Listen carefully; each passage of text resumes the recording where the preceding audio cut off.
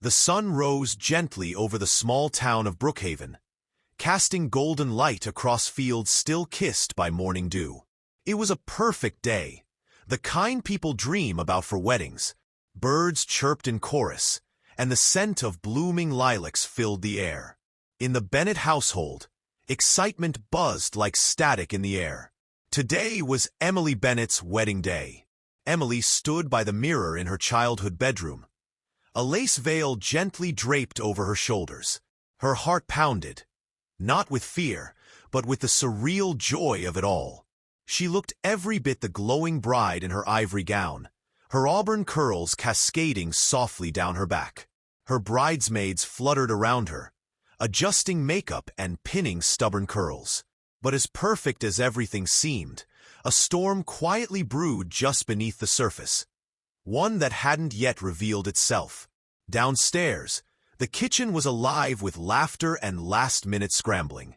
Her father, Robert, paced nervously with his tie undone, muttering about not finding the cufflinks. Her mother, Clara, was a whirlwind of floral perfume, checking table cards and confirming vendor timings. And somewhere between the bustle, there was Rex, Emily's loyal German shepherd, lying by the door like a quiet sentinel.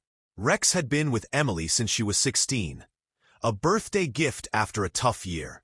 He had protected her through heartbreaks, kept her company during late-night study sessions, and licked her tears when she cried the day her grandmother passed. He wasn't just a dog, he was family. But this morning, Rex had been different. He paced more than usual, ears perked as if listening to something only he could hear. He refused his breakfast and scratched anxiously at the back door. Clara assumed it was just the crowd and noise that unsettled him. But Emily noticed the tension in his eyes, a tightness in his body, like he was on alert for danger. "Rex," she said softly, kneeling to rub his head. "It's okay, boy. I'm just getting married. You'll still be my number one." Rex whined, nudging her hand with his nose. She smiled, kissed his forehead, and stood, unaware that Rex had already sensed what no one else had. The ceremony was set in their sprawling backyard, transformed into a rustic dream with white roses, twinkling fairy lights, and a wooden altar beneath a towering oak tree. Guests filled the rows of chairs, chatting and sipping lemonade, unaware that fate was already rethreading the fabric of the day. Emily stepped outside, the soft hum of music beginning as the processional started. Her father offered his arm, and she took it, her veil fluttering with every breath. As they began walking down the aisle, gasps rippled through the crowd. Rex had stepped into their path. Standing firm, hackles raised, he barked, loud, sharp, and persistent. The music faltered. Guests turned, murmuring in confusion. Emily froze. "Rex," she said, stepping forward. He barked again, moving sideways to block her. "Sweetheart, I think he's just excited," her father offered. But Emily shook her head. She'd seen Rex get excited, tail wagging, happy barks. This was different. His eyes were locked on hers, intense, desperate. He barked once more, then growled low as her father reached out to pull him away. Rex never growled. Not at family. Never. Her heart skipped. Something was wrong. The crowd watched in hushed silence as Emily crouched beside Rex. "What is it, boy?" she whispered, brushing her fingers over his fur. "What's wrong?" Rex turned and bolted, not into the house, but around it, toward the back garden. Emily hesitated only a second. "I have to check this," she said to her stunned groom and bewildered guests. "Something's wrong. I trust him." And with that, veil trailing behind her like a whisper of silk, she followed her dog. The garden was silent except for the sound of Rex's paws thudding against the brick path. He didn't look back. Emily ran after him, careful not to trip on her dress. He led her past the gazebo, through a side gate, and toward the old detached garage, a place barely used anymore. Her chest tightened. The garage had been locked for months, ever since her father started using the new shed.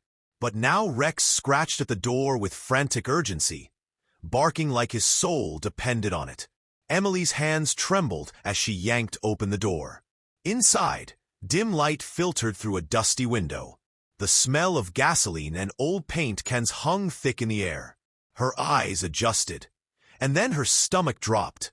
There, on the cold cement floor, lay Jake, her 14-year-old brother.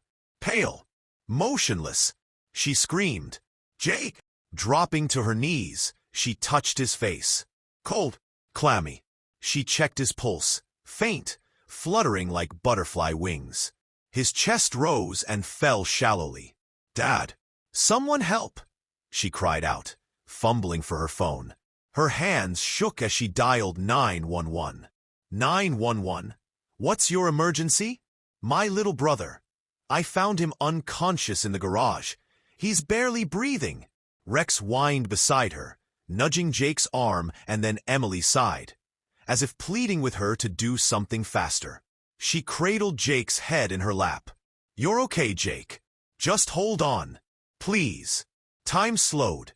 Seconds felt like hours. The paramedics arrived with sirens and swift hands. They worked quickly. Glucose injections, vitals, questions Emily barely registered. "His blood sugar is critically low," one of them said. "He's hypoglycemic." Very close call. They loaded Jake into the ambulance. Emily sat in the back, still in her wedding dress, holding his hand and crying silent tears. It wasn't until later, at the hospital, that the truth came out. Jake had skipped breakfast that morning, nervous about giving a speech at the reception. He'd been feeling dizzy and stepped into the garage for some air and privacy. He collapsed before anyone realized he was missing. If Rex hadn't intervened, the doctor said, Jake might not have made it. That night, the wedding was obviously postponed, but no one cared. The family sat in the hospital waiting room, exhausted but grateful. Jake recovered fully within a day. And Rex? He never left Emily's side. When she slept curled on a chair beside Jake's bed, Rex lay beneath her. When she cried with relief, Rex licked her cheek. Her hero, the dog who spoke when words failed. Vows, heroes, and the sound of love. 3 days after the incident, the Bennett household felt both heavier and lighter. Heavier from the echo of what could have been, and lighter with the overwhelming gratitude of what wasn't. Jake was home again, healthy, joking like his usual self, sipping orange juice like it was a sacred potion. He had no memory of collapsing. "1 minute I was nervous about my speech," he said with a sheepish grin. "And the next, I woke up with an 4 in my arm and Emily crying on me." Rex sat beside him on the couch, thumping his tail with satisfaction every time someone mentioned his name. He didn't understand the words hero or lifesaver, but he felt the love, and he soaked in every pat on the head, every grateful hug. Emily hadn't taken off her engagement ring in days, even though the wedding hadn't happened. In her heart, though, something bigger than the wedding had occurred, a moment that unraveled every thread of planning, every detail, and replaced it with something raw and real. The fragility of life and the depth of love. The phone calls started rolling in that night. Family, friends, vendors. Some offered condolences for the interruption, while others couldn't stop talking about Rex. "Girl, I thought he was going to maul someone." Aunt Patty had laughed over the phone. Emily smiled. "He kind of did. He mauled fate." By the end of the week, with Jake cleared by the doctor and the family back on their feet, a new plan began forming. This time, it wasn't about perfection. It was about presence. Emily and her fiancé, Daniel, decided to reschedule the wedding for the following Saturday. A smaller event, stripped of extravagance, held under the same oak tree. Same dress, same rings. But this time, Rex was part of the wedding party. He had his own floral collar, a path lined just for him, a seat right next to the groom. The ring-bearer role was already taken by Daniel's little cousin, but Emily made a new one. Rex, best friend of the bride. The morning of the second ceremony felt different. Not rushed, not overly decorated, just still.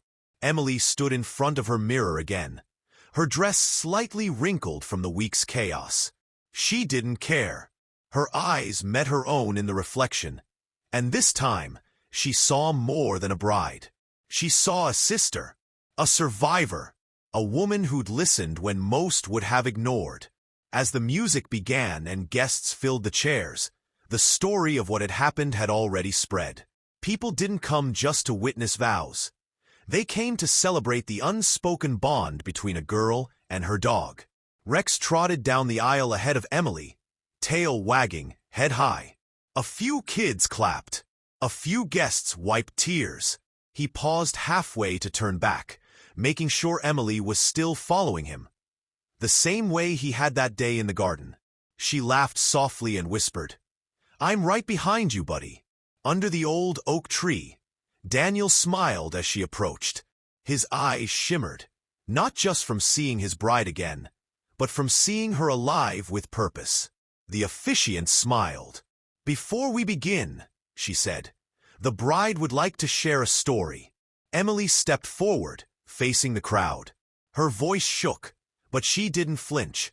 3 days ago, I almost lost my little brother.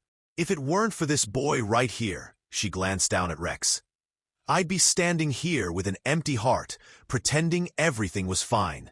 But Rex knew. Somehow, he knew. And he didn't let me ignore it. She paused. Guests leaned forward, riveted. Love isn't always loud. It's not always wrapped in music or flowers or perfect photos. Sometimes it's a bark, a growl, a pull in the right direction. And that kind of love, loyal, fearless, instinctive, deserves to be honored. Rex sat beside her, head tilted, as if listening to every word. So today, before I promise anything to my husband, I want to promise something to Rex. That I'll never stop listening. That I'll never forget who you saved, and how you reminded us all that real love doesn't need words. There wasn't a dry eye in the audience. Even Daniel reached up to wipe his face, mouthing, "I love you," across the space between them. The ceremony was short, sweet, and perfect. When it ended, Emily and Daniel walked back down the aisle hand in hand, Rex walking proudly beside them. The backyard reception was filled with laughter and lightness. Jake gave the speech he never got to, with a cheeky line that made everyone laugh. "If you ask me, Rex should run for mayor. I'd vote." That night, long after the guests had gone and the stars had claimed the sky, Emily sat on the porch in her gown, barefoot and quiet. Rex lay next to her, his head resting on her lap. "Hey," she whispered, scratching behind his ears. "You changed everything, you know that?" He sighed, a deep, content sound that made her smile. "I always thought love stories were about two people," she said, gazing up at the stars. "But I think mine started with a bark." She looked down. Rex was asleep. Epilogue. Months later, a local paper picked up the story. A reporter came by, snapped a photo of Emily in her wedding gown, kneeling beside Rex with Jake in the background, holding a juice box. The headline read, "Hero Dog Interrupts Wedding, Saves Boy's Life." But for those who knew the full story, it wasn't just about interruption. It was about intuition, about family, about choosing love. Even when it's inconvenient. Emily framed the article and hung it in the hallway beside her wedding photo. Rex sitting center stage, tongue out, as proud as ever. Every time she passed it, she whispered the same thing. "Thank you."